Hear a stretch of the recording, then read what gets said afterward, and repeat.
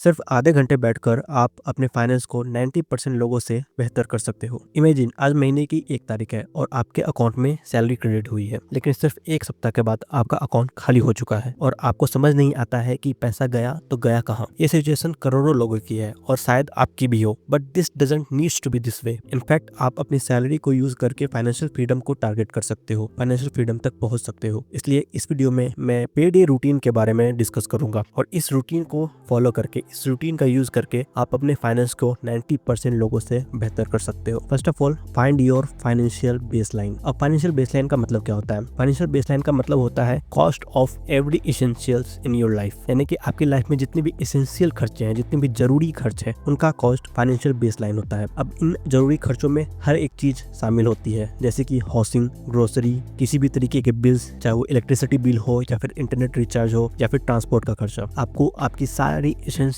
Needs का जो cost है वो आपको फाइंड आउट करना पड़ेगा, वो आपको एक एक्सेल शीट में ट्रैक करना पड़ेगा और ये मेक श्योर करना पड़ेगा कि आपका जितना भी टोटल एसेंशियल कॉस्ट है वो आपकी सैलरी के 50% में कवर हो जाए। यानी कि अगर आपकी सैलरी 40,000 रुपीज है तो आपके जितने भी एसेंशियल खर्चे हैं वो 20,000 रुपीज के अंदर होने चाहिए। आपकी हाउसिंग, ग्रोसरी, बिल्स, ट्रांसपोर्ट, सभी का खर्चा कुल मिलाकर 20,000 रुपीज के अंदर होना चाहिए। और अगर आपका ये कॉस्ट आपकी सैलरी के 50% से ज्यादा है, आपको ये चेक करना पड़ेगा कि उसमें ऐसी क्या चीजें हैं जो एक्चुअली में उतनी ज्यादा जरूरी नहीं है। फॉर एग्जांपल, नेटफ्लिक्स का सब्सक्रिप्शन, क्या वो एसेंशियल खर्चों में आता है? नहीं। फॉर एग्जांपल, डाइन आउट का खर्चा, जो आप बाहर खाते हैं उसका खर्चा, क्या वो एसेंशियल खर्चों में आता है? नहीं। तो जितने भी नॉन एसेंशियल खर्चे हैं उनको आपको रिड्यूस करना पड़ेगा या फिर आपको पूरी तरीके से कट करना पड़ेगा और आपको जो एसेंशियल खर्चों का जो कॉस्ट है वो निकालना पड़ेगा। आपकी फाइनेंशियल बेसलाइन निकालनी पड़ेगी और ये फाइनेंशियल बेसलाइन आपकी सैलरी के 50% से ज्यादा नहीं होना चाहिए। और जब आप अपना फाइनेंशियल बेसलाइन निकाल लेते हो तो फिर आता है इमरजेंसी फंड। इमेजिन करो कि आपके पास में 6 मंथ के एक्सपेंस का अमाउंट सेव्ड है, तो वो आपके कितने ज्यादा काम आ सकता है। अगर आपकी लाइफ में कोई भी इमरजेंसी आती है, कोई भी क्राइसिस आता है, ये जो 6 मंथ का जो एक्सपेंस आपने सेव कर रखा है वो आपके काफी ज्यादा काम आने वाला है। अगर आप बीमार पड़ जाते हो और कोई हेल्थ इमरजेंसी आ जाती है या फिर आपके फैमिली में कोई हेल्थ इमरजेंसी आ जाती है या फिर आप अपना जॉब लॉस्ट कर देते हो या फिर आपका किसी तरीके का एक्सीडेंट हो जाता है या फिर आपकी बाइक, कार का मेंटेनेंस आ जाता है, ऐसे किसी भी तरीके के इमरजेंसी खर्च को आप इजीली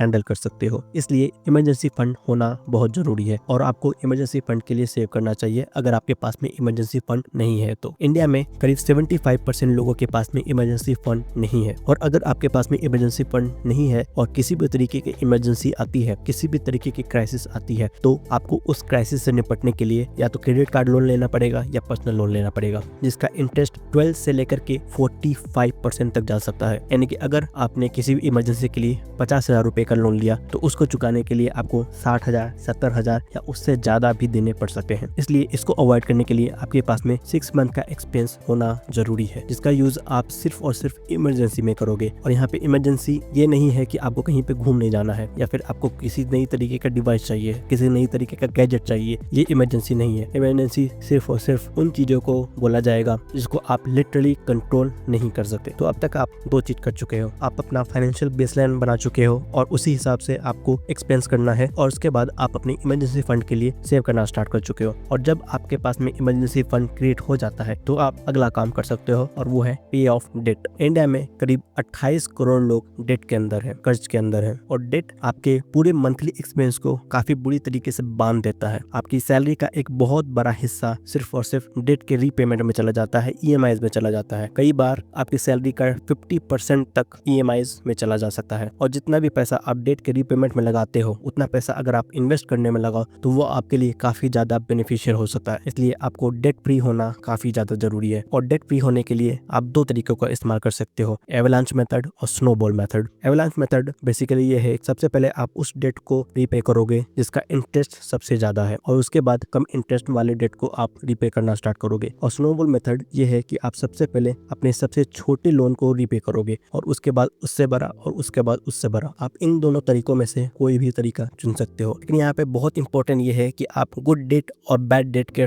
डिफरेंस को भी समझो। जरूरी नहीं है कि आपको हर एक लोन पूरी तरीके से रीपेमेंट करना जरूरी ही है। अगर आप पे कोई ऐसा लोन है जो काफी ज्यादा सस्ता है, जिसका इंटरेस्ट काफी ज्यादा कम है और वो आपको पैसे कमा करके दे रहा है, वो आपके जेब में पैसा ला रहा है, तो वो एक गुड डेट है। और अगर आपके पास कोई ऐसा लोन है जिसका इंटरेस्ट काफी ज्यादा हाई है और उसके बदले में आपको कोई अर्निंग नहीं हो रही है, तो वो एक बैड डेट है और यहाँ पे आपको अपने बैड डेट को एलिमिनेट करना है। जनरली होम लोन को भी आप यहाँ पे इग्नोर कर सकते हो, क्योंकि जनरली होम लोन का जो इंटरेस्ट रेट होता है वो काफी ज्यादा कम होता है। तो आप होम लोन को लॉन्ग टर्म में ही रीपे करो तो ही ज्यादा बेहतर है। और जब आप ये दोनों चीजें कर लेते हो तो आपके पास में एक इमरजेंसी फंड होता है जो आपके रेनी डेज के लिए आपको सेव करेगा और आपके ऊपर अब कोई भी डेट नहीं है। जब आप इस पोजीशन में आ जाते हो तो आप फ्री होते हो नेक्स्ट स्टेप के लिए, जो है इन्वेस्टिंग। अब जब भी लोग इन्वेस्टिंग सुनते हैं तो वो सोचते हैं इंटेंस ट्रेडिंग, लैपटॉप पे कुछ complicated charts, technical analysis, fundamental analysis और बहुत सारी कॉम्प्लिकेटेड चीजें। पर एक्चुअली में इन्वेस्टिंग इतना ज्यादा कॉम्प्लिकेटेड नहीं होना चाहिए। ये जितने भी टेक्निकल एनालिसिस, फंडामेंटल एनालिसिस और बैलेंस शीट रीडिंग, ये जितनी भी चीजें हैं वो काफी ज्यादा स्किल्ड काम है। उसके लिए आपको अच्छी खासी नॉलेज होनी चाहिए और अगर आप बिगिनर हो तो मोस्ट प्रोबेबली आपके पास में इतनी अच्छी नॉलेज नहीं है कि आप इन सभी के बेसिस पे एक सही